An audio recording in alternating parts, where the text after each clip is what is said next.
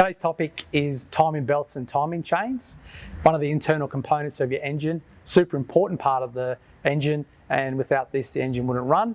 Certainly important to keep that maintained and optimum condition.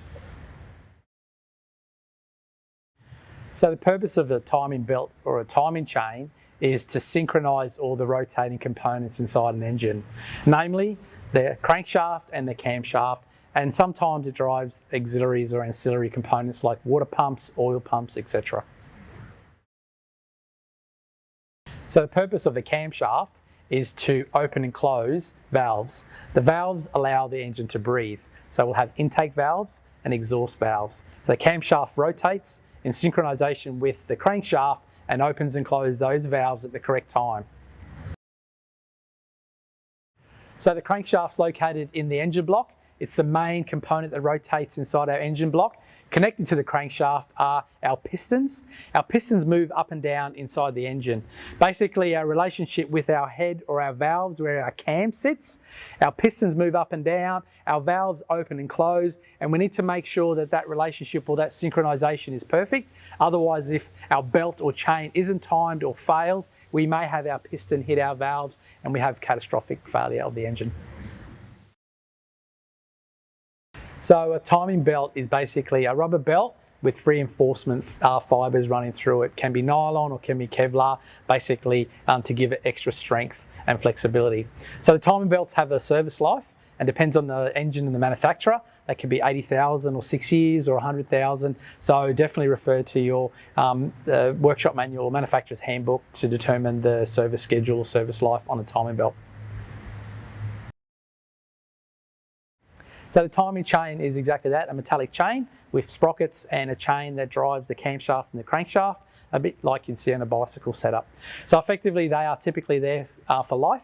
They're sealed inside the engine. However, some engines do suffer from timing chain stretch, which could cause issues with the running, which would need attention from your workshop or your mechanic.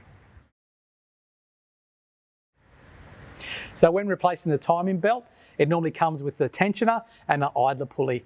These normally come as a kit and are replaced all as one assembly. While the engine's apart replacing the belt, it's not uncommon for the technician or the mechanic to recommend you replace the water pump or any of the ancillary bits and pieces that are driven by the belt. Really important because while it's apart, the labour costs associated with that has already been taken up by replacement of the belt, and it's just the cost of the part normally.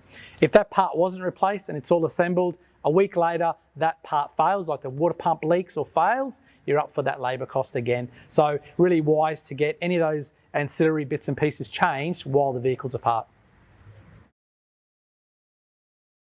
So if your timing belt or chain was to fail or begin to fail, it might present some symptoms like a check engine light comes on the dash, it may be hard to start, it may run rough, and it may even present as noise. So if any of those, the above, present, you might want to take that down to the mechanic to have a look at.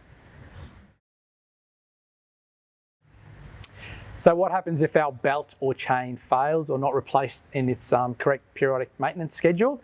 Effectively, if the belt or chain breaks, we're going to have our piston hit our valves and we'll have a catastrophic failure of the engine. So this type of job isn't something you want to attempt at home. It's not a DIY type job. So definitely book it into your local mechanical technician to sort that out for you. And until next time, happy motoring and safe motoring.